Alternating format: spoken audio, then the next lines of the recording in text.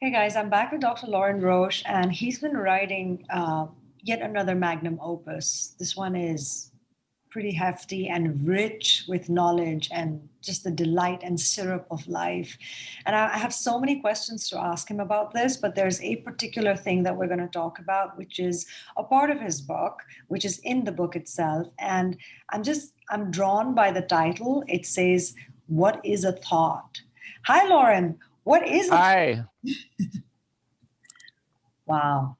What is a thought? So there's so much confusion about this, and yet it's much more wonderful than you think. A thought is not what you've been thinking a thought is. Huh. So according to science, your brain is about 86 billion neurons. So that's one level of the cellular life of your body. And each neuron may have 10,000 connections to other neurons, and they signal back and forth 200 times a second.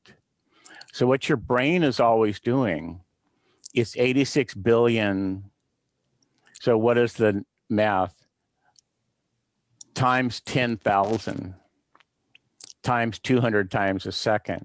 So in a sense, your brain is a hum of electrical activity on a microscopic level. It's a continuous hum and pulsation. And what is the brain doing? It's tracking the rhythms of life. Your brain is continually tracking, like, how much air did you just breathe in? How much air is in your veins and arteries? What's the tension level in your muscles and tendons? How fast is your heart beating? How much energy are you spending? Like, are you walking up a hill or walking upstairs? Better speed up the heartbeat and the breathing. What are you digesting? What does it need? So your brain is constantly processing many trillions of little teeny thoughts, like these tiny fraction of a second electrical impulses. And each one of those is a thought. And it's a thought about, let's see, how I'm going to move my fingers, or the breathing, or moving my whole body, or walking. And some of the thoughts are sequences of actions, like I'm thirsty, I have to go pick up the glass of water and take a drink. So the brain is continually thinking billions, perhaps trillions of thoughts per second. And you notice a few of them. And when we meditate, we might become aware that we have dozens of thoughts per second. So I think Eminem did a song recently where he's rapping at high speed, 4 or 5 words per second. So sometimes when we're meditating, we might be perceiving many thoughts per second. And when we read, say just the average person reading a couple hundred words a minute, that might be, say, 3 or 4 words per second. Just reading might be 15 letters per second. So the brain works very quickly. So this is all going on continuously. And when we're meditating, sometimes we'll notice, because we're relatively quiet, we'll notice these flows of thought. And you don't have to do anything about it. There's always thought. There's always trillions of little tiny thoughts flowing. Each one is an electrical current. And in meditation, actually what you do is you celebrate the flow of thought. You treat it like a miracle.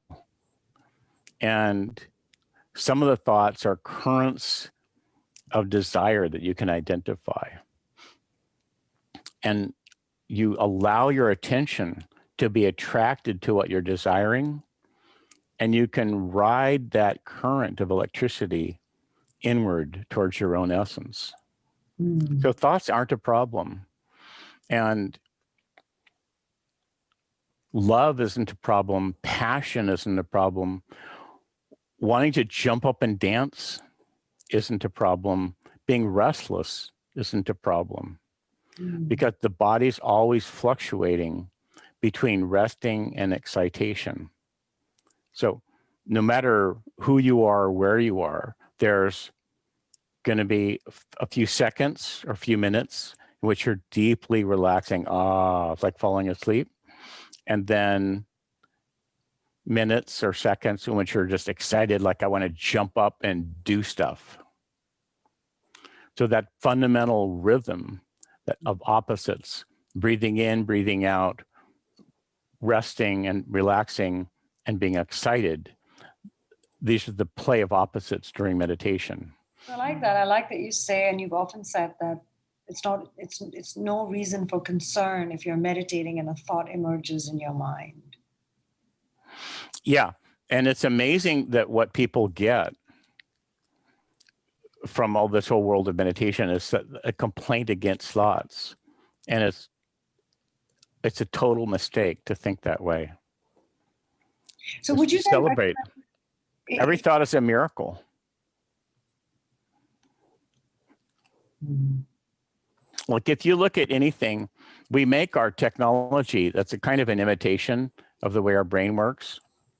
Like complaining against thought would be like complaining that there's electricity flowing in my phone, or complaining that the phone is connected to the cell phone network. I believe people have been told, and from the books that one has read, that a thought will lead to a series of thoughts, and then there you go, your mind's just like chasing a whole other story. Yeah, that's everywhere. That whiny, it's a complaint against thought. Yeah, meanwhile, you're saying that it's fine. A thought enters your mind, go play with it, engage in it. Yeah, and this is empirical. This isn't just a theory. You can check it out. Meditate for a year with the feeling of that. What a miracle the thoughts come. Amazing. Look at, I'm sitting here and there's a picture. I'm thinking of Tahiti, or I'm thinking of that bar down on 34th Street, or I'm thinking of my friend. What a miracle, how amazing. Like I recall a conversation that I have, or I can make a plan. I can see an entire movie about what I'd like to have for dinner tonight. How amazing. Meditate for a year with that, and then switch and take a whiny, complaining, bitter, negative attitude towards thought, where you feel like, oh, damn, there's another thought. I failed to meditate. Damn. Another thought. Oh, won't these thoughts ever let up? Oh my God, I'm such a failure to meditate. I can't clear my mind. Try that and see how it goes. But do the celebration of thought first, because even a little bit of resisting thoughts is a strain on the brain, and it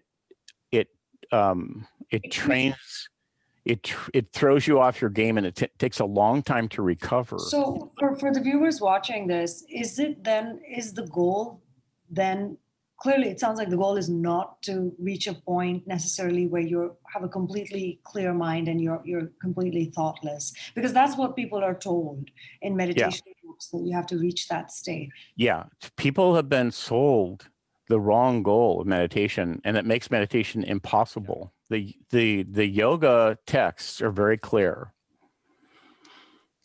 The goal of meditation is to help you fulfill your purposes in life, which is sensual pleasure, individual freedom, and spiritual freedom, the ability to work, skillfully work, and give to the world and receive abundance from the world, and do your chores, do your duties, live with honor. These are the 4 purposes of life according to yoga, and it's very clear. So the purpose of meditation is to strengthen your ability to work, play, love, and rest.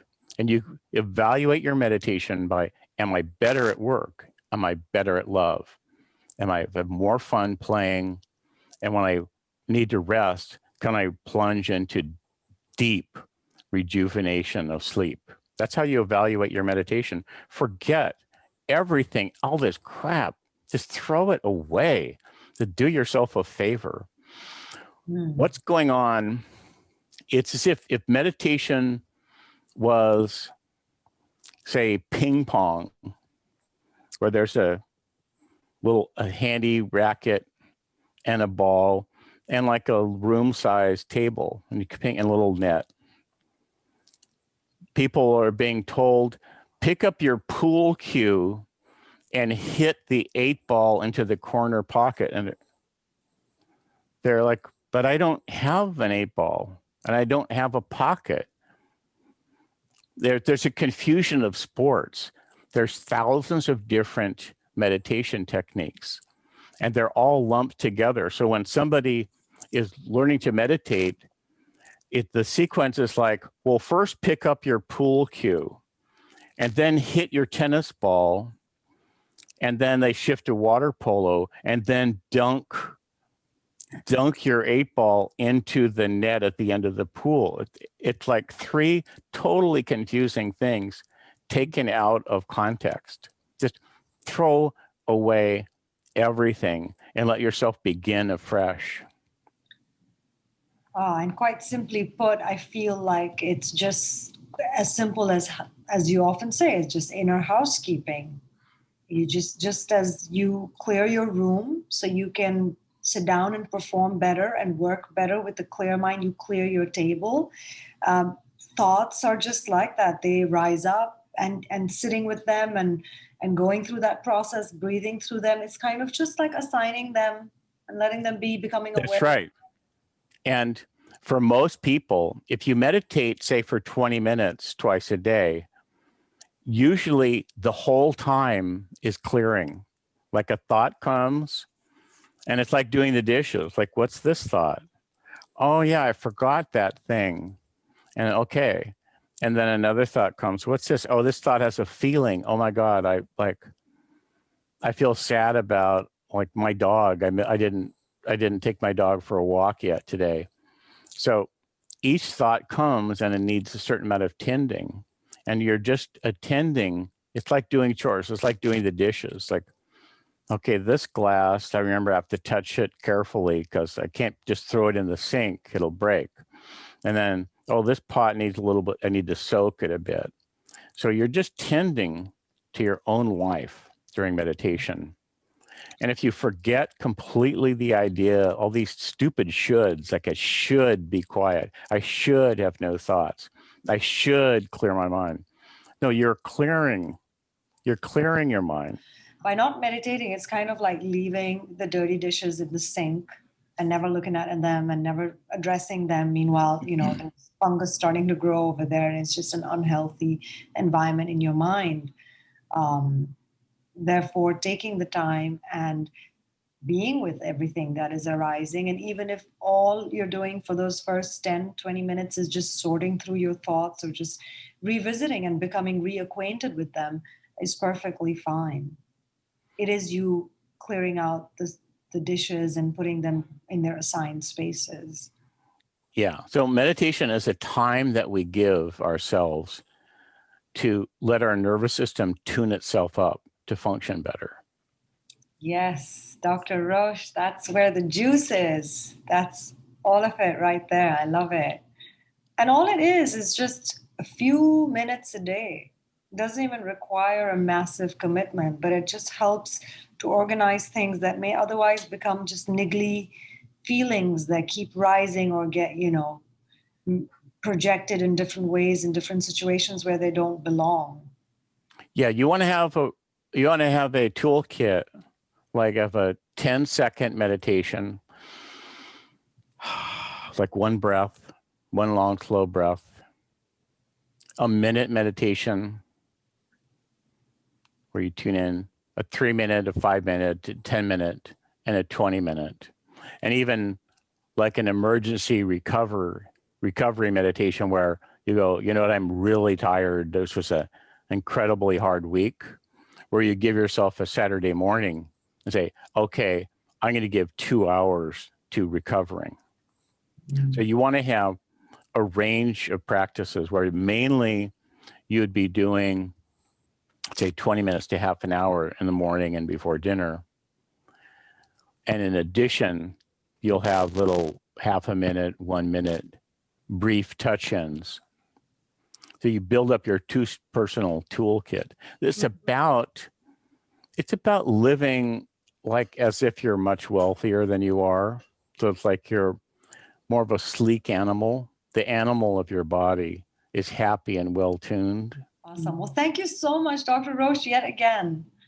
Another lovely chat. Thank you, Tanya.